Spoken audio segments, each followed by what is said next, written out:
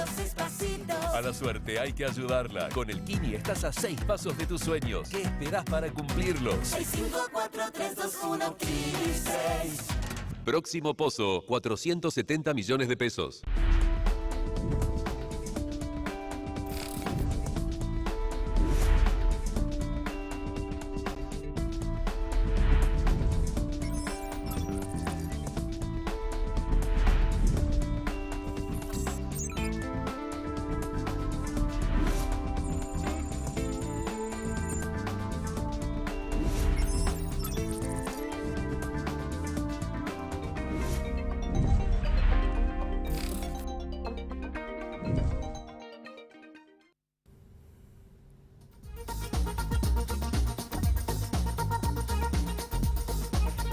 Colores, este sol, esta temperatura, 30 grados en la ciudad de Buenos Aires, la 9 de julio y nuestro noticiero por la tarde que está ahora comenzando en vivo y en directo por nuestra pantalla.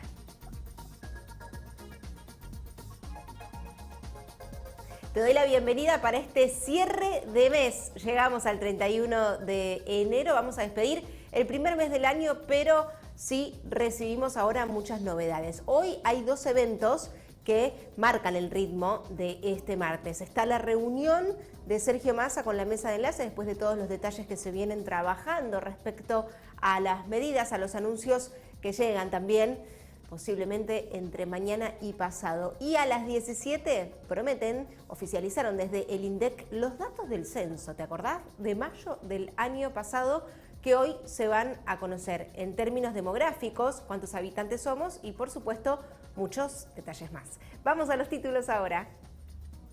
Enero culminaría con la liquidación del campo más baja en 9 años. Amazonas, más de la mitad de los bosques fueron degradados por la acción humana. China autorizan cambios y ofrecen incentivos para la natalidad. La ciudad de Buenos Aires marca los 30 grados en este momento, hace calor, te anticipamos ayer que la temperatura máxima iba a estar en alrededor exactamente de lo que ahora está pasando y por supuesto vamos para más adelante a ver qué pasa Joe Manunta en los controles con el resto de la semana. Tenemos la respuesta y lo estamos viendo con vos. Mañana miércoles parcialmente nublado, 22 la mínima, 30 la máxima y el jueves otra vez tormentas aisladas. 22 la mínima, 27 grados la máxima y vamos a tener un pequeño descenso en el valor más alto y el viernes con un cielo parcialmente nublado, 20 grados la mínima y 28 la máxima.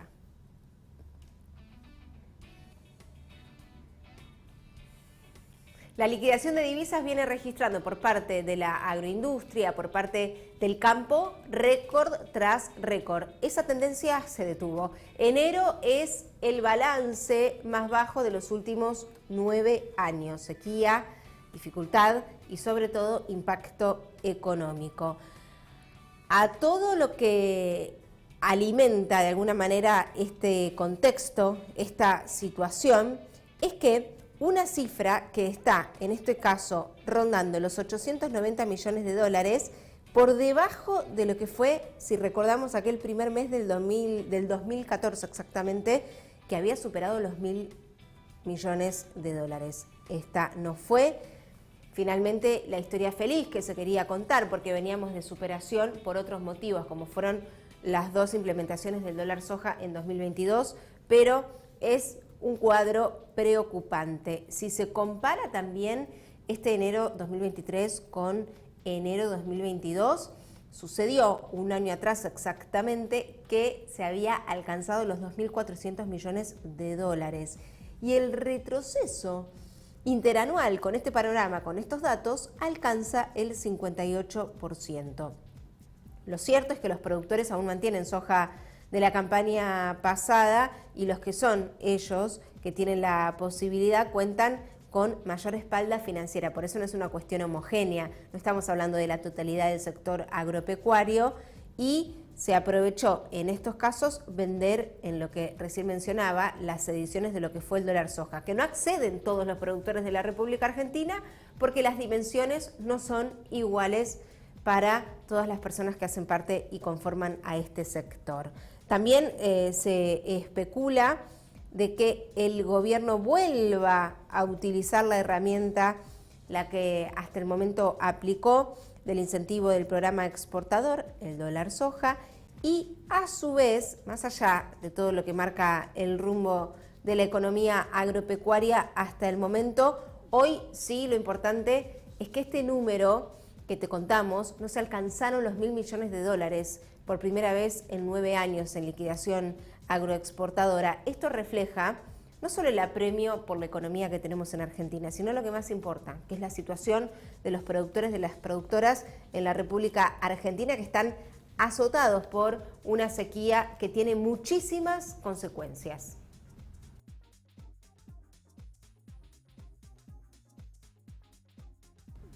Y esta semana vienen las medidas que anunciará Sergio Massa junto a Juan José Bailo desde la Secretaría de Agricultura, y se suma el Banco Nación y la AFIP. ¿Por qué te cuento que estos son los actores principales de lo que se va a comunicar esta semana? Porque hace 7 días atrás, Jorge Chemes, desde CRA, nos confió al trabajo y al equipo periodístico de Chacra Televisión que existieron reuniones con los organismos, con el Banco Nación, para ir puliendo los detalles de las medidas que están prontas a llegar a la República Argentina, a los productores exactamente, y que también nos aseguran todos los reclamos fueron pedidos y solicitados en esta mesa, en este diálogo y en este debate.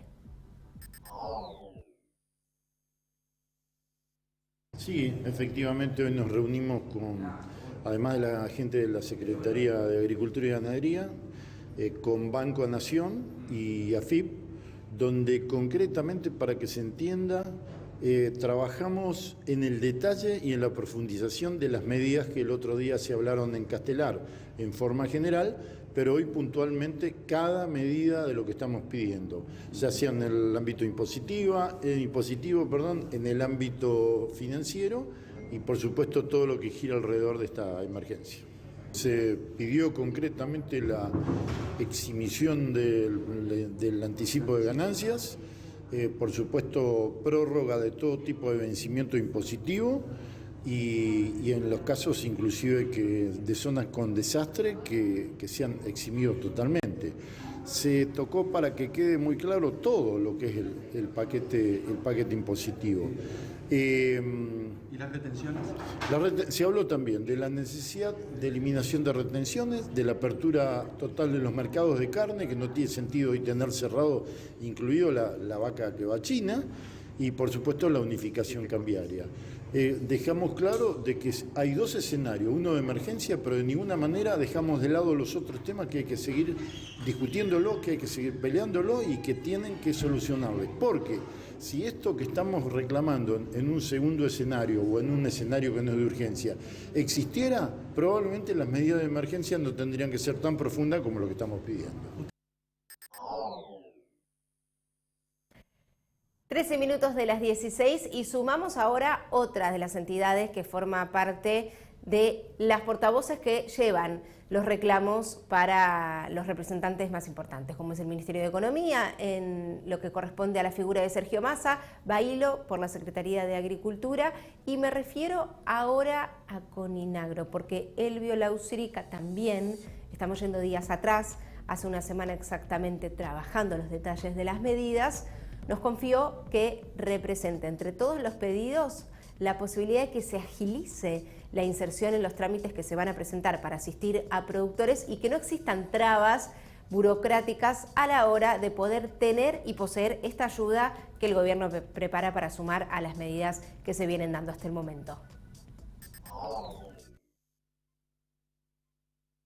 Lo bueno en esto, y que fue una de las propuestas que nosotros le hicimos, es que estemos todos sentados en una misma mesa, los que tienen los poderes de decisión, con nosotros que por ahí planteábamos las necesidades. Fueron, la verdad, que muy dispuestos, los vi muy predispuestos, tanto AFIP como Banco Nación, para buscar agilizar las medidas para acceso a créditos o para el acceso al alivio fiscal que nosotros venimos pidiendo. Eso por un lado. Y por otro lado, una cosa importante que planteamos es que, dado que en esto hay muchas reparticiones trabajando y está el ámbito de la provincia, de la nación, es que conformemos, le pedimos un comité federal de emergencia en donde podamos tener un ámbito de discusión tal como el que tuvimos acá, donde ahora pensábamos que también deberíamos pedir que esté el Ministerio de Trabajo, porque el tema de contribuciones, bueno, a lo mejor los Carlitos lo puedo explicar mejor, y estemos todos juntos en forma de agilizar, porque acá lo que vemos es que hay mucha lentitud para poder llevar adelante las tramitaciones para que le lleguen las soluciones, el alivio al productor. Esperaremos a tener las medidas para poder emitir un juicio, pero esperamos que sea así porque la situación está muy grave. La situación no es solamente de las economías pampeanas, sino también las economías regionales.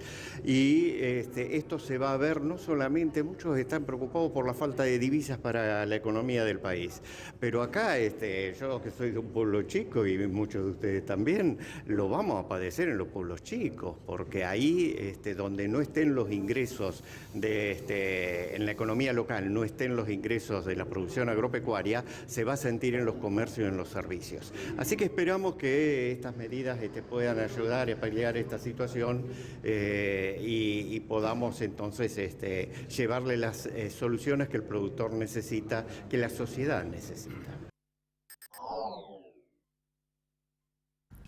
Y una situación que necesita auxilio también es la climática y directamente lo que pasa en Brasil, porque es un proyecto del nuevo mandato de Lula da Silva respecto a revertir el desastre en el Amazonas, pero se van conociendo también los orígenes de las consecuencias que ahora azota a este pulmón que es muy importante compartirte. Rusia es parte de uno de los grandes pulmones del mundo por sus bosques, pero a nosotros, y por proximidad y sobre todo identidad como país hermano, Brasil realmente representa el gran pulmón latinoamericano, con una función a nivel mundial, por supuesto, indiscutible.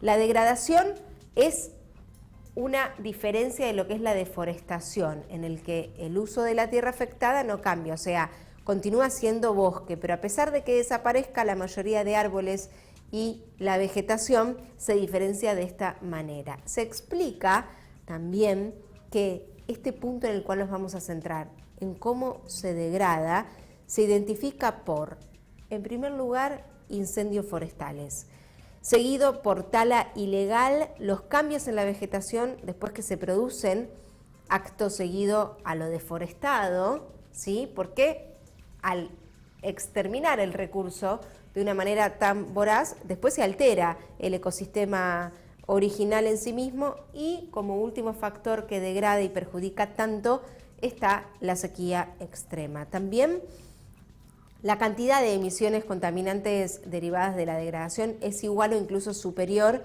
a la que se produce por la deforestación del Amazonas. ¿Qué se encontró en este estudio, en este informe? El 38% de la zona boscosa está afectada de manera temporal o permanentemente por las acciones humanas. Y a pesar de la incertidumbre sobre el efecto total de estas alteraciones, está claro que su efecto acumulado puede ser igual de importante que la deforestación en lo que corresponde con la emisión de carbono y la pérdida de la biodiversidad. Todos estos factores, toda esta situación es importante entenderla con la palabra que esta tarde desde Chacra Televisión te compartimos, que es la degradación. Por supuesto, son múltiples factores y es el escenario que prima por efecto de la deforestación. Es muy importante instalar y entender la diferencia respecto a lo que se discute y sobre todo también un tema que fue y está en la mesa de la reunión que mantiene ahora en estos momentos Lula da Silva con el canciller alemán Olaf Scholz respecto a la gira que el país europeo viene a hacer a Latinoamérica, que empezó por nuestro país.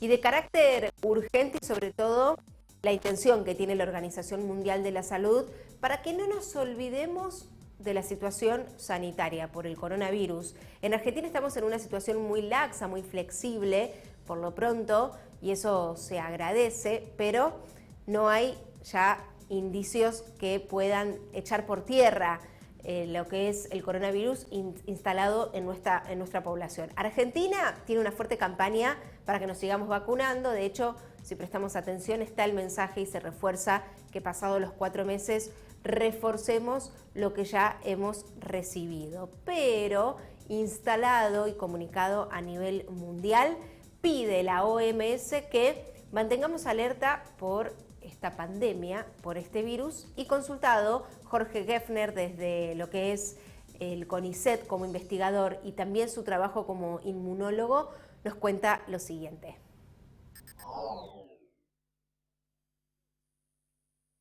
Bueno, significa que si bien estamos en otro momento de la pandemia continúa. Otro momento significa que en función de las vacunas hemos logrado pasar de lo que vivíamos el año pasado con 15.000 a 18.000 fallecimientos por día en todo el mundo, a niveles de fallecimientos de 1.000, 1.400 por día, es decir, se redujo la mortalidad en más de 10 veces. Y ese es un dato bueno, aunque obviamente cualquier persona que fallece es un dato realmente trágico. Pero este virus sigue impactando en forma muy importante a la salud pública, sigue impactando en forma muy importante. Hay que seguirlo muy de cerca a este virus porque genera nuevas variantes, que son variantes peligrosas porque aprendieron un poquito a escapar a la respuesta inmune. Y ese es el alerta que hace la OMS y el Comité de Emergencia de Salud, y yo creo que es correcto.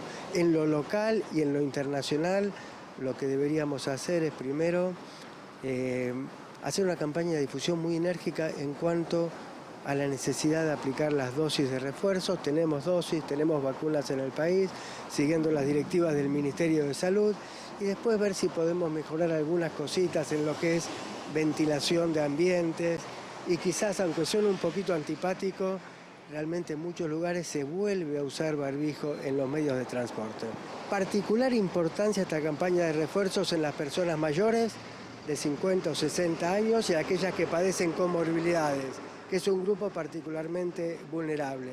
Y después, claro, si vos viajás en avión, si vos viajás en subte, si viajás en colectivo, la verdad que no cuesta nada en ese periodo usar el barbijo. Y después acá en facultad, por ejemplo, en las universidades, donde vamos a empezar en los próximos días a tener clases, donde tenemos 100, 120, 140 alumnos por aula, en las oficinas también, ventilar un poco, ventilar, y en la medida de lo posible implementar sistemas de filtrado de aire que en otros lugares del mundo se están implementando y ayuda no solamente frente a SARS-CoV-2, sino también para el virus de la gripe, para todo lo que es infecciones respiratorias. Preocupa en todo el mundo la pandemia de coronavirus, los efectos del virus que ya podemos confirmar. Está instalado, hay que aprender a convivir con él. Estas palabras no aliviaran, sino que, por supuesto, intentan llevar más conciencia. Y hay preguntas en torno a el abastecimiento de alimentos, porque el año pasado llegamos a los 8.000 millones de habitantes. Estás escuchando bien. Eso no significa que la situación sea equitativa, sino todo lo contrario, y el rol que ocupa la agricultura en esta pregunta, que está abierta, y algunas preguntas se van respondiendo y acciones que se toman y se llevan adelante, como es el caso del Banco de Semillas, que guarda la genética de los cultivos más importantes que tenemos acá en Argentina. Nunca antes se pudo alimentar a más personas a la vez. 6.500 millones disponen al menos de abastecimiento suficiente. Según la OMS, 2.000 millones tienen sobrepeso. A la vez, más de 800 millones de personas pasan hambre en el mundo. Y ello a pesar de que hay alimentos suficientes. Un tercio de los alimentos que se producen se tira o se pierde de otra manera. Parece una locura. De los 4.000 millones de toneladas de alimentos que producimos, 1.300 millones van a parar a la basura. La mitad en hogares privados. Esa montaña de comida desperdiciada alcanzaría para saciar a todas las personas del mundo que pasan hambre. Un gran porcentaje de personas en el planeta todavía sufren hambre o desnutrición porque simplemente no tienen acceso a los alimentos adecuados o no son asequibles. Y la causa es la pobreza, así de simple. Una cosa es cierta. Actualmente producimos alimentos suficientes para todos. Desgraciadamente, no llegan a todo el mundo. Hasta mediados del siglo XX, el hambre también fue un gran problema en Europa. Por término medio, una persona sufría 1 o 2 hambrunas catastróficas a lo largo de su vida. Eso cambió recién con la invención de fertilizantes sintéticos y métodos de cultivo de plantas más precisos y rápidos. Hicieron posible la agricultura industrial y una cierta independencia de la naturaleza. En los años 50, el agrónomo estadounidense Norman Borlaug logró un golpe maestro. Para establecer la soberanía alimentaria de México, cruzó variedades regionales con trigo enano japonés. El rendimiento de este nuevo trigo semienano era 6 veces mayor. México se convirtió de golpe en exportador de alimentos. Fue el pistoletazo de salida de una revolución verde. Las nuevas variedades de alto rendimiento conquistaron el mundo. En la India, el gobierno incluso convirtió escuelas en graneros para almacenar las cosechas. En Filipinas y China, los agricultores aplicaron los métodos de cultivo al arroz y duplicaron la productividad. Eso permitió cultivar cada vez más alimentos en áreas cada vez más pequeñas. Como resultado, el precio de los alimentos bajó considerablemente, lo que a su vez redujo la pobreza en todo el mundo. Bueno, pero toda moneda tiene la otra cara, ¿no? El problema es que las variedades de alto rendimiento reemplazaron la antigua diversidad en los campos. Existen unas 30.000 especies de plantas comestibles. Hemos cultivado permanentemente más de 200. Pero 2/3 de la alimentación mundial dependen de solo 3 tipos de cereales: trigo, maíz y arroz. Es muy peligroso y muy arriesgado. Veamos el ejemplo de Bangladesh. 1.200 habitantes por kilómetro cuadrado, uno de los países más poblados del planeta. El 90% de la superficie está cultivada con arroz. Si hay una enfermedad del arroz, la pérdida es inmensa. Así que actuamos como si depositáramos toda nuestra riqueza a unas pocas acciones en bolsa. Así ocurre con los monocultivos.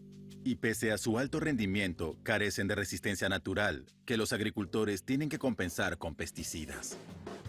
Los abonos minerales sustituyen a los nutrientes que ya no existen en muchos suelos sobreexplotados. Y eso no es todo. En el futuro, cuando los cambios climáticos sean aún más drásticos y se produzcan inundaciones, periodos de sequía, distribución desigual de las precipitaciones, sin duda, habrá un desplome, una caída en la producción agrícola. Según el pronóstico de la NASA, esto podría notarse ya en 2030. Nada más las cosechas de maíz corren el riesgo de desplomarse hasta una 1/4 parte. El arroz y la soja también se verían afectados. Los cereales altamente especializados de nuestros monocultivos son muy sensibles al cambio climático. El aumento de la temperatura no es el problema. El problema es la velocidad a la que aumenta. Nuestras plantas son maestras de la adaptación natural, siempre que tengan tiempo. Pero eso es justo lo que les falta. ¿Qué tal si las ayudamos un poco? Cultivamos cereales desde que somos sedentarios, desde hace unos 13.000 años. ¿Qué tal si lográramos obtener variedades que puedan resistir los cambios climáticos? Los investigadores cifran sus esperanzas en un método que no es popular en todas partes: la ingeniería genética.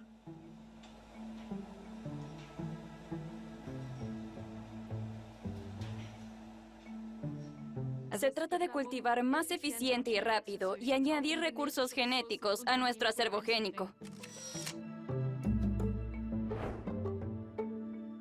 Y con ello, por supuesto, no ir a la saga del cambio climático con nuestro suministro de alimentos, sino adelantarnos al cambio climático. El primer paso en este proceso es descifrar el ADN de las plantas, un proceso conocido como secuenciación. Imaginemos que el ADN está formado por varios miles de millones de letras, en definitiva, pares de bases que componen el código genético. Cuando se tiene esa secuencia de letras, se puede comparar las de un genotipo de una planta de cultivo con las de un segundo genotipo de la misma planta de cultivo, y entonces se pueden buscar diferencias puntuales. Tomemos como ejemplo el genoma del trigo, que se adapta bien a un clima seco. Si lo comparamos con otras variedades de trigo, podemos encontrar la secuencia de ADN responsable de la resistencia a la sequía.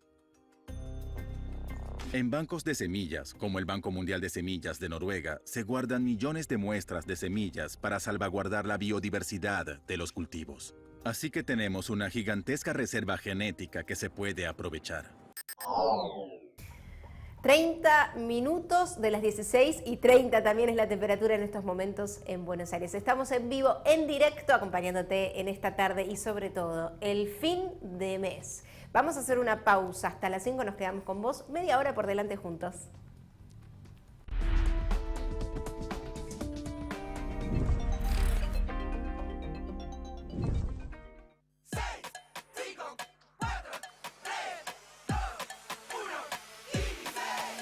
Son solo 6 pasitos, Kini 6. 6, 5, 4, 3, 2, 1, Kini 6.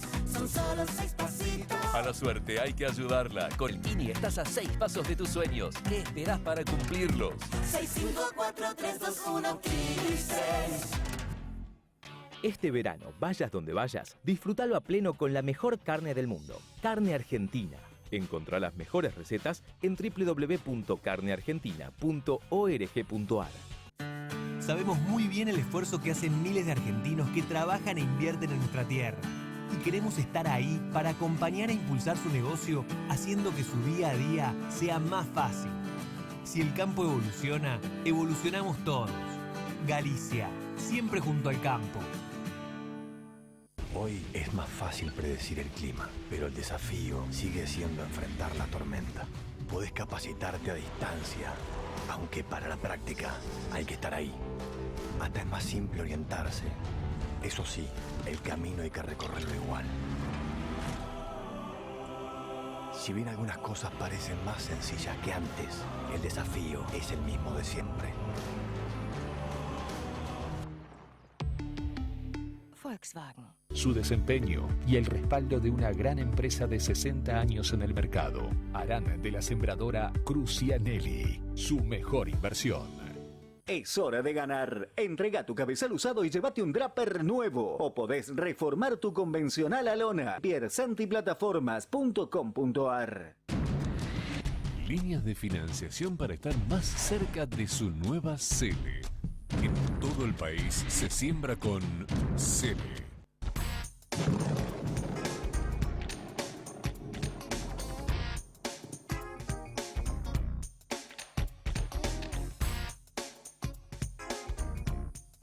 Cien años seguros de lo que hacemos.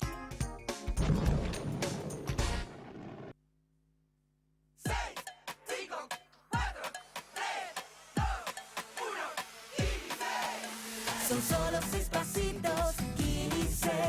6, 5, 4, 3, 2, 1, Kini 6.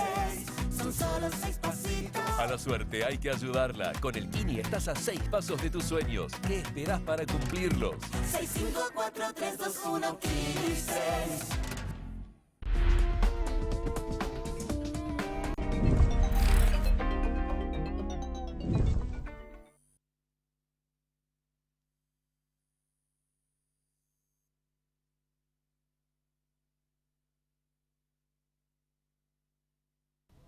Y estamos en vivo, en directo, por supuesto.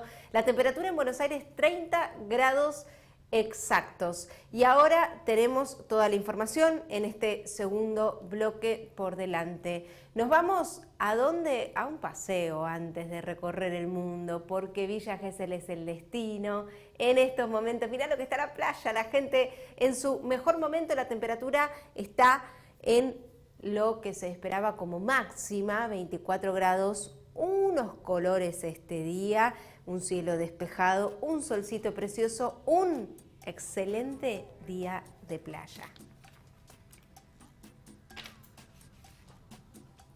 España directamente, primer destino europeo en este caso, porque si bien tenemos distancia y sobre todo diferencia estacional, allá es invierno en este momento, pero algo tenemos en común y es el cuadro y los efectos de la sequía. En este caso amenaza la producción de jamón y queremos conocer los detalles ganaderos de esta situación.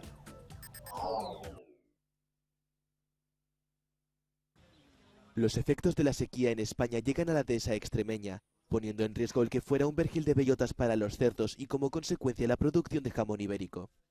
Las altas temperaturas y la escasez de recursos hídricos han provocado que la producción de bellota disminuya entre un 20 y un 25%, lo que ha provocado que los animales tarden más en llegar hasta su peso ideal y que los ganaderos retrasen la matanza. Así lo explica Rodrigo Cárdeno, dueño de esta finca de Badajoz. Evidentemente, la producción de hierba y de bellota ha sido muchísimo menor este año. Hablamos de un animal que debe entrar en octubre con 90 kilogramos y debe salir en enero aproximadamente con unos 150, 140. Según la previsión de la Asociación Interprofesional del Cerdo Ibérico, en esta montanera se va a sacrificar alrededor de un 20% menos de cerdos de bellota respecto a la campaña anterior. Esto equivale a unos 150 animales menos, por lo que dentro de 4 años puede haber menos jamón y más caro. Una situación que los trabajadores califican de desastre. Entre 2 y 3.000 cochinos es lo que hemos disminuido por un 15, un 20% lo que teníamos previsto. Los gastos pues han llegado a igualar los ingresos y entonces pues un desastre. Según los expertos, el cambio climático unido al encarecimiento de los precios dificulta la recuperación del sector a largo plazo.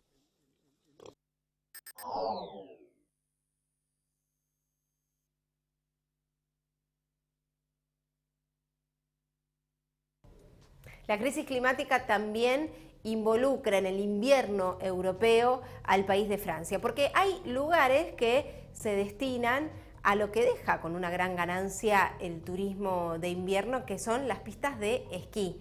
Falta nieve, entonces recurren a la producción artificial, así como estás escuchando, el montaje de nieve que lo que hace es que no se pierda la liquidez que genera este atractivo turístico, pero crece la polémica. ¿Por qué? Por las condiciones, por sobre los efectos ambientales que hay al recurrir a este mecanismo. Los ecologistas levantan la voz en Francia. La estación de Font-Romeu, en los Pirineos franceses, recurre a la nieve artificial para preservar su lucrativa economía basada en actividades invernales. Una decisión tomada a pesar del calentamiento global y criticada por los ecologistas en un momento en el que el agua empieza a escasear en la región. Aquí deben saber que el 93% de nuestras pistas están equipadas con nieve artificial.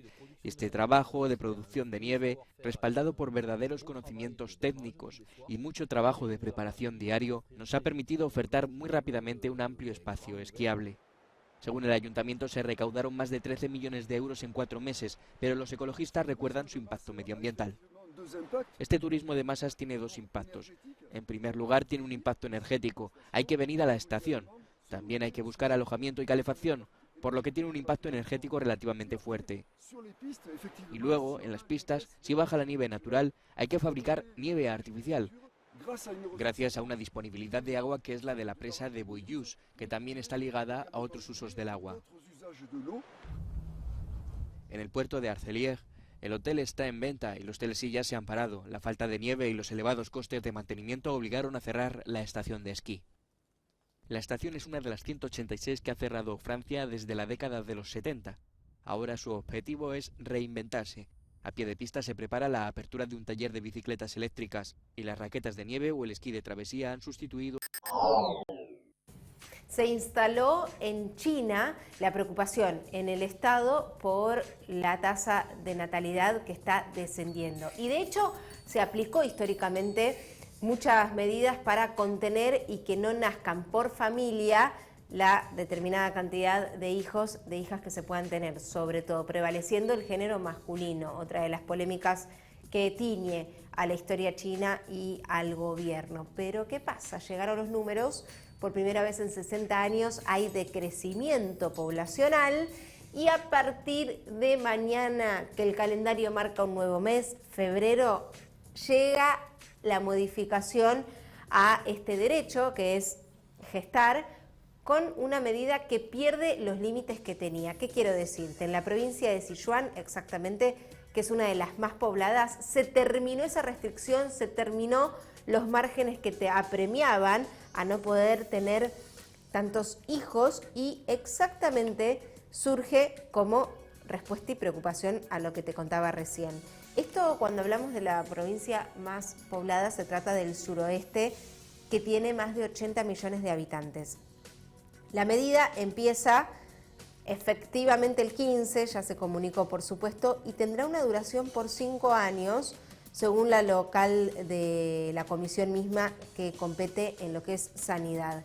Muchas ciudades y provincias pusieron en marcha en los últimos meses todo lo que pueda ser ideas, medidas para fomentar a la natalidad y también para alentar a las parejas a tener hijos. Fíjate que es lo opuesto a lo que hacían, porque en 2016 se había instalado la opción de tener hijo único, e insisto, ¿no?, en esta fijación porque sea género masculino también, y permitir a las familias tener un máximo de hasta 3 hijos desde 2021. China, ahora, en estos momentos, cuenta con 1.400 millones de habitantes y podría tener solo 587 millones en 2100, según la proyección más pesimista de los demógrafos. El gobierno levanta estos datos y hace todo lo contrario para revertir. No quiere ver más recesión demográfica y de esta forma llegan las medidas. Una suerte de liberación, un límite que regía hasta el momento, se corre y deja de marcar el tiempo, que es el tiempo de vida y que es un tiempo personal, y es muy importante que uno pueda decidir por él.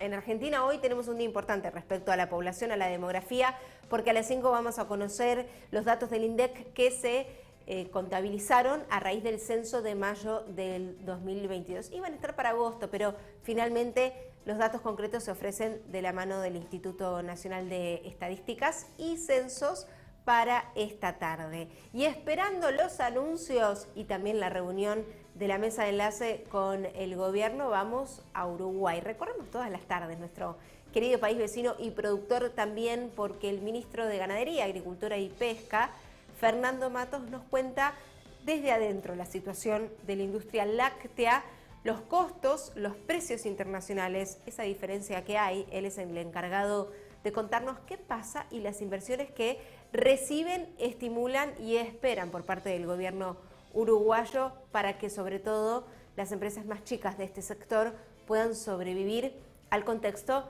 que está limitando, claro, la producción.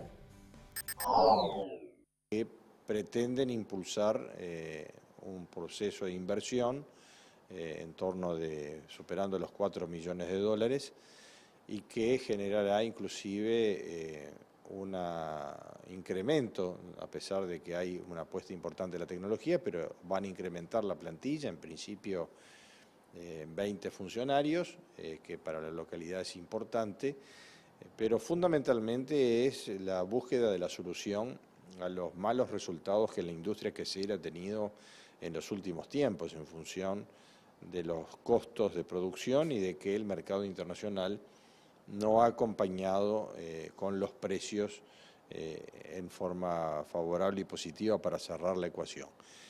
En ese sentido, el Grupo Gloria apuesta a una reconversión tecnológica, va a hacer una inversión importante que en principio y en la medida que el mercado lo acepte va a tener un sistema de porciones controladas, de feteado automático y con envases especiales a efectos de agregarle valor a la producción y buscar una una parcela del mercado de mayor remuneración, tanto en el mercado interno uruguayo como también para la exportación.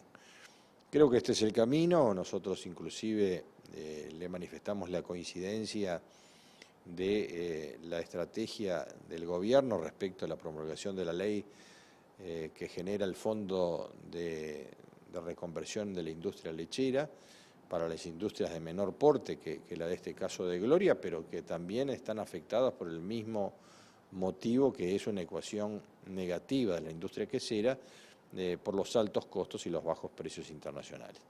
Así que bueno, bienvenida a esta inversión. Es un grupo importante que además ve en el Uruguay la garantía de la estabilidad, de la tranquilidad y de la certeza, y esto es muy importante, especialmente viniendo de capitales peruanos que hoy están en una situación de convulsión social, lo que aprecian aún más esta situación de garantías que ofrece el Uruguay a la inversión por todos los factores de estabilidad económica, política y social. ¿Es un proyecto que ya está en funcionamiento o tiene una fecha para comenzar?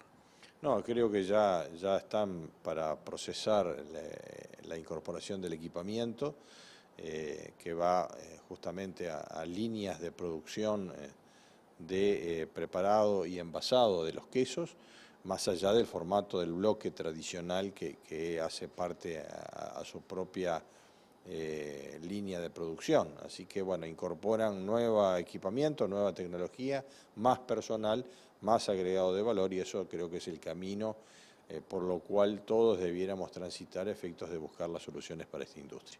¿Es una mirada para el mercado interno o para el mercado externo? ¿Y cómo están los mercados del sector lácteo al respecto, principalmente para quesos? Bueno, para ambos, es una mirada para ambos. Lógicamente que los mercados tenemos que seguir trabajando en la habilitación de mercados adicionales. Toda la industria se resintió bastante con los problemas generados por el conflicto de Rusia. Rusia era un mercado importante de colocación de los quesos, y todo el tema del embargo, los problemas logísticos de transporte de una zona que está en conflicto complican la situación, y obviamente que se buscan mercados alternativos dentro de una parcela de producción o de un mercado de los lácteos que es muy competitivo y con mucha oferta. Nosotros entendemos que el futuro va a generar lógicamente un faltante, porque muchas zonas del mundo están restringiendo sus producciones, como países emblemáticos de Europa, como Nueva Zelanda, por cuestiones ambientales, están reduciendo el ritmo de producción, y creo que ahí se generarán en el mediano plazo oportunidades para los lácteos uruguayos, que son muy apreciados por su calidad y por el cumplimiento que las empresas nacionales tienen en la oferta al mercado y a la contemplación de los requerimientos de los clientes. ¿Este grupo tiene pensado o tiene en proyecto abrir otra planta aquí en Uruguay? No lo manifestaron, pero sí pretenden avanzar en lo que es la capacidad. Acá, el problema del Uruguay es que debemos crecer en producción de leche. En definitiva, lo que sí ellos han incursionado es en formalizar algunos queseros artesanales, tratando de trasladarle digamos, capacitación técnica, principios fundamentales de procesos productivos, de los cuidados con la inocuidad, de la mejora de la calidad. Todo eso es un proceso que ellos han avanzado en la región de influencia, y además no eliminan la posibilidad de generar fasón, ¿no? Es decir, hacer maquilas, es decir, que son otras fábricas que puedan elaborar con los patrones de calidad y con su supervisión productos para aprovechar cuencas lecheras que pueden estar subutilizadas. Ahí, bueno, surgió toda esta posibilidad, que será un tema entre privados, de poder aunar esfuerzos más allá de lo que hace el Estado con este fondo de reconversión, que eventualmente algunas de las empresas que puedan recibir la ayuda y colaboración, el impulso del Estado en un plan de reconversión, puedan recibir la asistencia o eventualmente la asociación para poder expandir su cartera de negocios y de proveedores. Así que bueno, creo que se abre una posibilidad. Es una empresa que en un momento difícil viene a invertir, una empresa prestigiosa, extranjera, de gran volumen y de gran alcance a nivel de mercados, así que bienvenido sea esta inversión, por más que se inicie con un pequeño paso. Recordemos que hace poco tiempo la empresa estaba cerrada, Gloria estaba cerrada en Nueva Helvecia, se reabrió hace relativamente poco tiempo y ya apuesta a un plan de reconversión y de agregado de valor para su producción. Estados Unidos, ahora por supuesto dentro de América, al norte nos vamos. Tenemos algo en común también con el suelo norteamericano y nos referimos al litio. Todos están evaluando el futuro, la explotación de este recurso. Somos parte del proyecto, de la estrategia de los países más grandes como es China, porque poseemos nosotros en Argentina junto con Chile y Bolivia la mayor cantidad del recurso que el planeta Tierra tiene. Pero Estados Unidos encuentra también litio a partir de una explotación muy particular, pero la población dice no. Este es el informe de la mano de Deutsche Welle.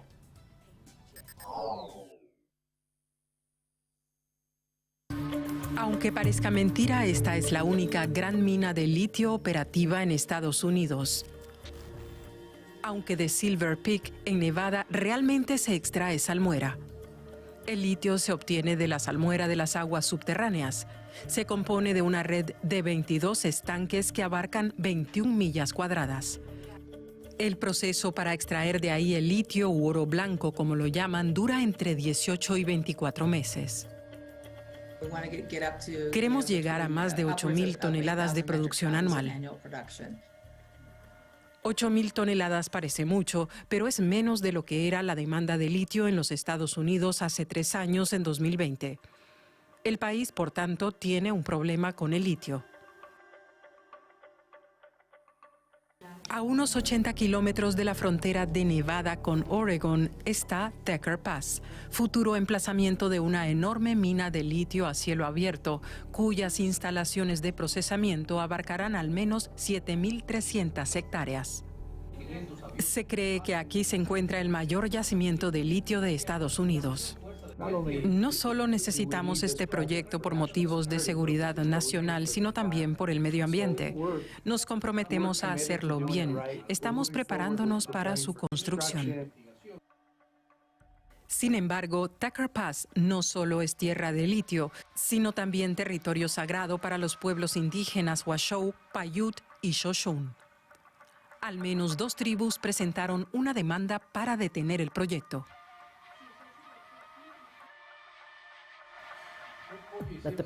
La gente debe saber que la minería no solo trae puestos de trabajo, sino también conlleva la destrucción de las tierras de los pueblos originarios y aniquilará el modo de vida de los indígenas.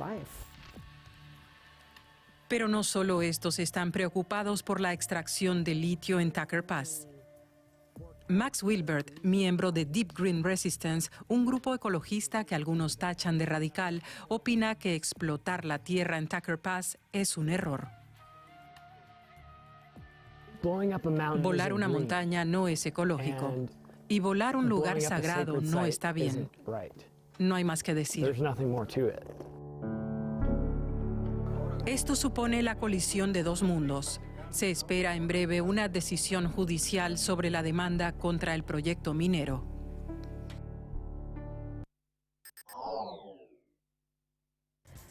Siete minutos faltan para las 5 de la tarde. Estuvimos en Europa en este segundo bloque. Ahora regresamos como la experiencia ya atravesada del verano del cual ellos vienen, España puntualmente, y después en Latinoamérica, México. 2 naciones que se juntaron, se articularon para poder dar herramientas, ayudas a la provincia y desde Río Negro sobre los incendios en un contexto de mucho y más pronunciación de la crisis climática que estamos atravesando, de un verano que se extiende, de la sequía que se agudiza y sobre todo las temperaturas altas. Todo este contexto en la Patagonia que es necesario, celebrado por ejemplo, por citar una situación, lo que está pasando en Tierra del Fuego desde el 30 de noviembre, un incendio que comenzó, está controlado, pero no se puede extinguir.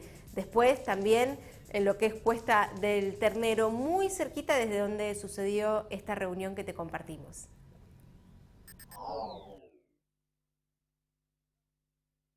Definitivamente es un tema prioritario para nuestro país. El tema de la atención de incendios forestales es una necesidad que tenemos ahora en México. Es importante el conocer las diferentes maneras de trabajar de los países, el cómo tienen sus recursos, cómo los administran, cómo los aprovechan. Ahora con el tema del cambio climático es necesario que todos estemos trabajando a la par de la misma manera y que esto nos ayude a fortalecer también todas las habilidades y las debilidades que tenemos ya propiamente en nuestro país. Es necesario generar este vínculo, esta interacción, el poder tener estas áreas de oportunidad. La comunicación directa definitivamente es necesario para que podamos interactuar y que podamos mejorar las condiciones, siempre cuidando el ecosistema, siempre cuidando la naturaleza. Sabemos que los incendios también son necesarios de alguna manera para que tengamos este ciclo ecológico. Sin embargo, pues sí, debemos de cuidarlo y debemos de atenderlo de una manera ágil, de una manera rápida.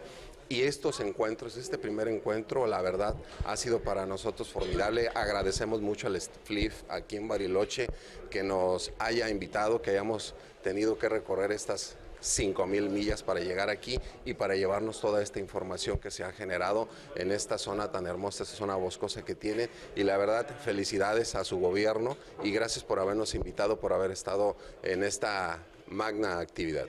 ¿Conocían la realidad de los incendios en la Patagonia y conocían al SPLIF en su funcionamiento? Definitivamente no. Insisto, estamos a 5,000 millas de distancia de donde somos nosotros. Claro que conocíamos el lugar por los diferentes medios, sus redes sociales. Es un lugar muy bonito, muy interesante, pero como tal, el funcionamiento no. Ahora lo estamos conociendo en esta semana que llevamos ya aquí. Lo que nos resta, seguiremos interactuando con los compañeros. Es gente muy profesional, muy preparada, está muy bien organizada y pues bueno, bendecidos ustedes de que tienen gente que se preocupa por proteger sus bosques. Y sí, la organización, como bien dicen, la organización, la conciencia en este caso y revistachacra.com.ar. Celu en mano de mi celu, por supuesto, a tu pantalla. ¿Por qué? Porque te compartimos los nuevos mercados y en este caso la producción de carne que tanto nos identifica. Fue tendencia esta semana, el Dibu Martínez hablando desde Europa sobre la calidad que tenemos en Argentina. No es que necesitamos esa aprobación para nada, pero se celebra y Argelia recibe ahora la exportación nuestra de carne con hueso. Esto fue aceptado desde SENASA para actualizar el certificado que acompaña los envíos de carne bovina fresca, enfriada y envasada al vacío. Atención que se tiene un proceso específico y extendiendo también el plazo de la vida útil de la carne en sí misma, porque alcanza los 120 días. Estamos hablando de 4 meses. El secretario de Agricultura, Ganadería y Pesca, Juan José Bailo, destacó que los avances alcanzados resultan muy auspiciosos para el comercio internacional de Argentina, por supuesto. La estoy recorriendo de mi celu a tu pantalla, fíjate, y ahora la puedo teñir para que veas lo resaltado que estaba leyendo. Esta es la velocidad de navegación de revistachacra.com.ar.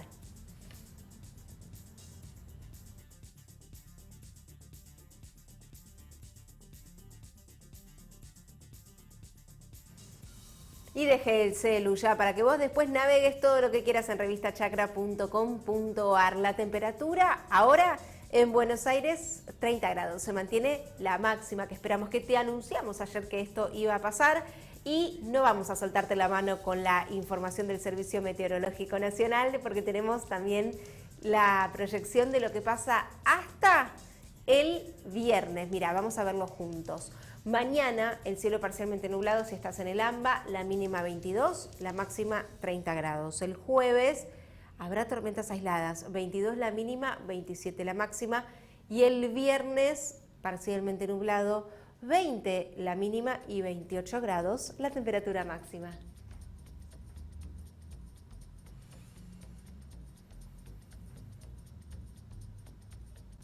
Que cierre de mes, porque hoy estamos terminando el primer mes de este año 2023, año electoral. Esto trae muchísimo movimiento, muchísimos titulares, muchísimas declaraciones desde antes que comience el año, pero más allá de lo político nos centramos en lo productivo, en la situación económica, en la situación social. Se van a conocer los datos en minutos nada más del censo 2022, el que fue realizado en mayo, si recordás ese periodo, ese día que estuvimos en casa para poder ser censados, y la etapa que fue por primera vez el estadio digital para poder realizar este censo también con los dispositivos en mano. Mucho también se trabajó y queremos conocer qué pasó con la población rural, las escuelas, la conectividad. Fue una de las discusiones que puso en la mesa el inicio de la pandemia de coronavirus, y más también pasa esta tarde y tiene que ver con la mesa de enlace y Sergio Massa, el ministro de Economía, porque hay reunión y a las 19 nos volvemos a encontrar en vivo, en directo. Te vamos a contar qué pasó y te vamos a compartir más novedades que pasan en estas 2 horas por delante. Así que hasta un ratito porque volvemos en vivo.